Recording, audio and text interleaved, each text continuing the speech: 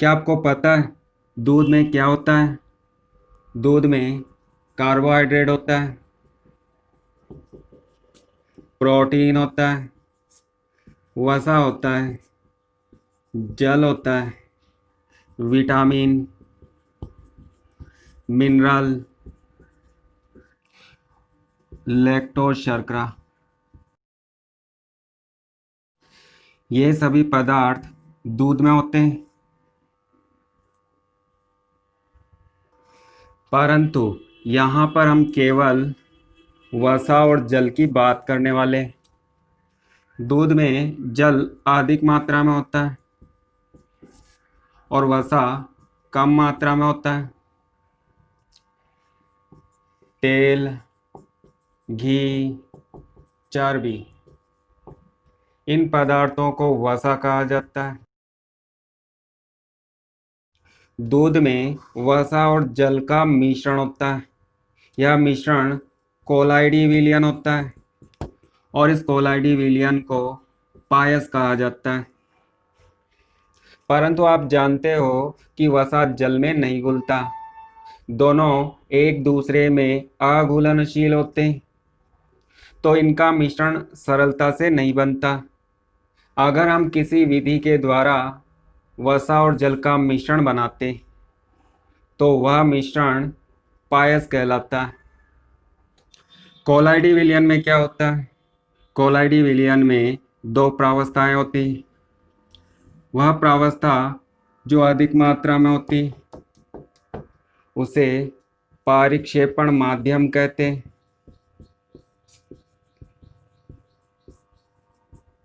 और वह प्रावस्था जो कम मात्रा में होती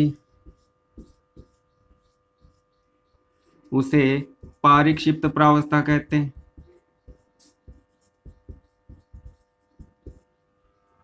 पारिक्षिप्त प्रावस्था को कोलाइडी कण भी बोला जाता है। पारिक्षेपण माध्यम माना जल है और पारिक्षिप्त प्रावस्था वसा या तेल है।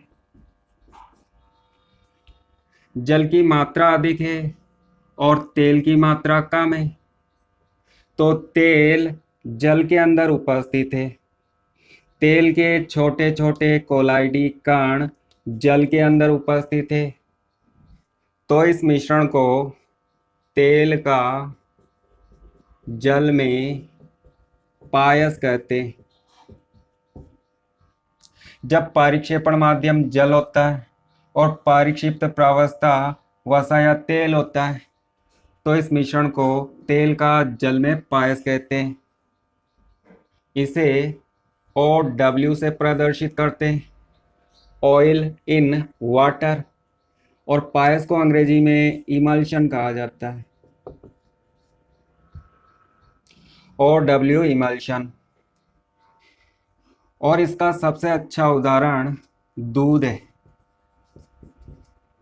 दूध में जल अधिक मात्रा में होता है और जल के अंदर वसा के छोटे छोटे कोलाइडी कण उपस्थित होते हैं, और जब पारिक्षेपण माध्यम तेल या वसा होता है और पारिक्षिप्त प्रावस्था जल होता है। तेल अधिक मात्रा में होता है और तेल के अंदर जल के छोटे छोटे कोलाइडी कण उपस्थित होते हैं। जल के छोटे छोटे कोलाइडी कण तेल के अंदर उपस्थित होते हैं, तो इस मिश्रण को जल का तेल में पायस बोला जाता है। तेल अधिक मात्रा में, तेल पारिक्षेपण माध्यम है, जल कम मात्रा में और जल पारिक्षिप्त प्रावस्था है। जल के कोलाइडी कण तेल के अंदर उपस्थित है। इसे अंग्रेजी में WO से प्रदर्शित करते हैं, वाटर इन ऑयल इमल्शन।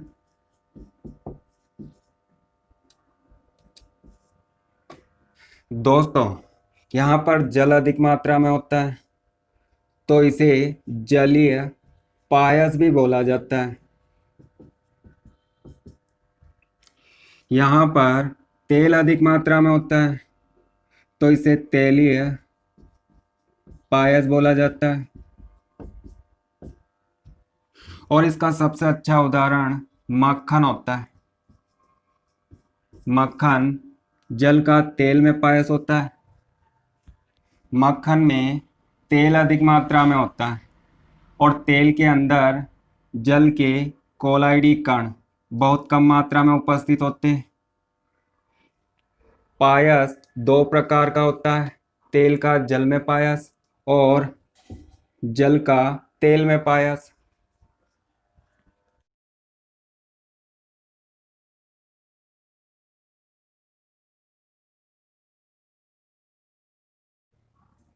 पायस का स्थायित्व कम होता है। पायस कम स्थायी होता है।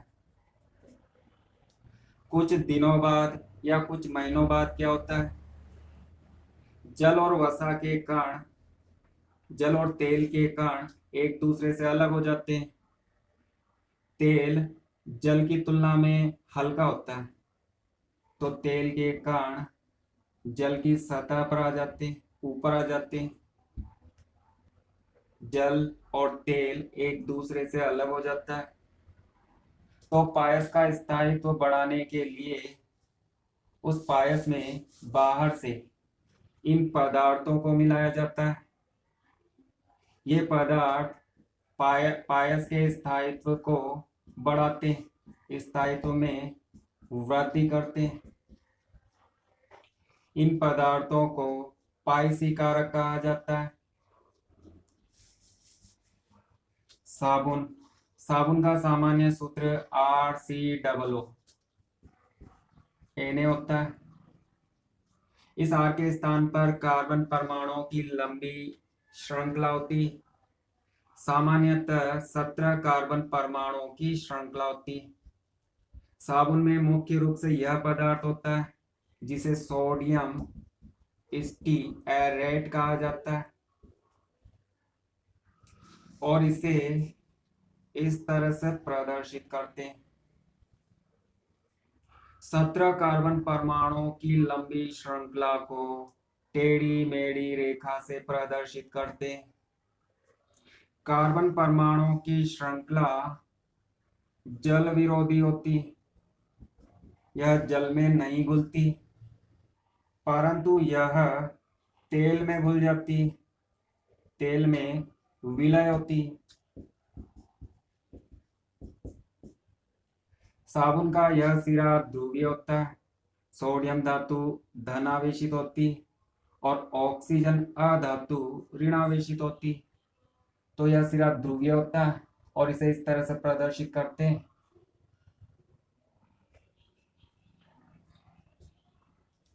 और यह सिरा जल स्नेही होता है, मतलब जल को पसंद करता है, जल में घुल जाता है। जो जल का विरोध करता है वह तेल में घुलता है और जो जल को पसंद करता है वह तेल में नहीं घुलता, तेल में अविलय होता है।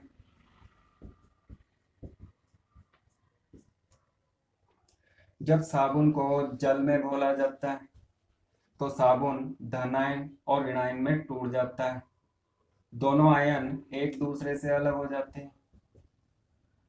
साबुन के इस ऋणायन को स्टीएरेट आयन कहते हैं और यह आयन मिसेल बनाता है।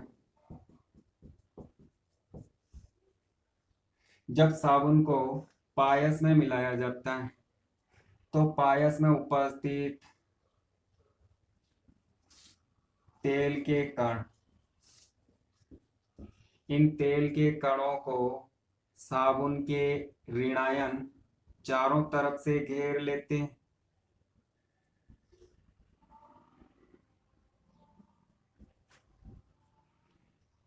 इन आयनों का जल को पसंद करने वाला भाग बाहर की ओर होता है और जल का विरोध करने वाला भाग सेंटर की ओर होता है और सेंटर में वसा का या तेल का कोलाइडी कण होता है, क्योंकि पूंछ वाला भाग तेल को पसंद करता है। तो इस तरह का समूह बनता है। इस समूह को मिसेल कहा जाता है। सभी तेल के कणों के चारों ओर साबुन के आयन मिसेल बनाते हैं।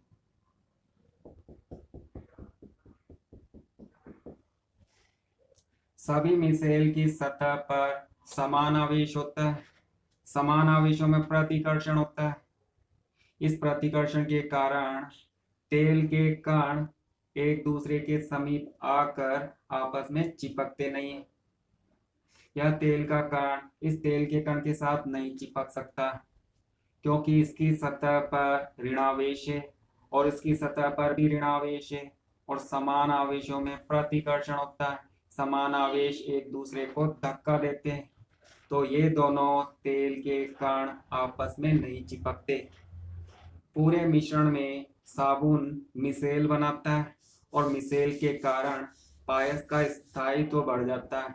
पायस अधिक स्थायी हो जाता है। तो इन सभी पदार्थों को पायसी कारक कहा जाता है, क्योंकि ये पायस का स्थायित्व बढ़ाते हैं। विपायसीकरण। विपायसीकरण क्या होता है? पायसीकरण का उल्टा होता है। जब हम जल और तेल को मिलाते हैं, इनका मिश्रण बनाते हैं, तो उस मिश्रण को हम पायस बोलते हैं और इस क्रिया को पायसीकरण कहते हैं। परंतु यदि इसका हम उल्टा करते हैं, पायस को उसके घटकों में तोड़ देते हैं, पायस में से जल और तेल को अलग कर देते हैं, तो इस क्रिया को विपायसीकरण कहते हैं। विपायसीकरण करने की अलग अलग विधियां हैं, जैसे गर्म करके, पायस को गर्म करके उसका विपायसीकरण किया जा सकता है। जब हम दूध को गर्म करते हैं, तो गर्म करने के कुछ देर बाद क्या होता है, दूध की सतह पर एक पपड़ी बन जाती है। वह पपड़ी मलाई कहलाती। मलाई में तेल या वसा के कण होते हैं। दूध को गर्म करने पर दूध में उपस्थित वसा के कणों की गतिज ऊर्जा अधिक हो जाती है। ये कण तेजी से इधर उधर भागने लगते हैं और आपस में टकराते हैं। टक्कर से वसा के कणों के गुच्छे बनते हैं। चूंकि वसा हल्का होता है, जल की तुलना में वसा हल्का होता है, तो ये गुच्छे ऊपर आ जाते हैं और दूध की सतह पर तैरते हैं। दूसरी विधि, जमा कर। दूध को गर्म करने के बाद फ्रिज में ठंडा करते हैं, तो दूध की सतह पर बहुत अधिक मात्रा में मलाई जम जाती। तीसरा तरीका, अपकेंद्रण। इसे आप मथना भी कह सकते हो। अपकेंद्रण का मतलब है घुमाना। किसी मशीन से पायस को तेजी से घुमाना। जैसे इस पात्र में दही भरा है और दही में एक मशीन लगाते हैं और इस मशीन को चलाते हैं, तो यह मशीन तेजी से घूमती है। इसके साथ दही भी घूमता है, तो दही में उपस्थित वसा के कण गुच्छे बनाते हैं और ऊपर आ जाते हैं। इसमें वसा के कण अधिक मात्रा में होते हैं और जल कम मात्रा में होता है, तो इसे हम मक्खन बोलते हैं। और जब इस मक्खन को गर्म करते हैं, तो इसमें उपस्थित जल वाष्प बनकर बाहर निकल जाता है और हमें शुद्ध वसा प्राप्त होता है, जिसे घी कहा जाता है। इसे हाथों से घुमाओ या मशीन से घुमाओ, इस घुमाने की प्रक्रिया को अपकेंद्रण या मथना कहा जाता है। और विद्युत अपघट्य मिलाकर विद्युत अपघट्य मिलाकर विपायसीकरण किया जा सकता है।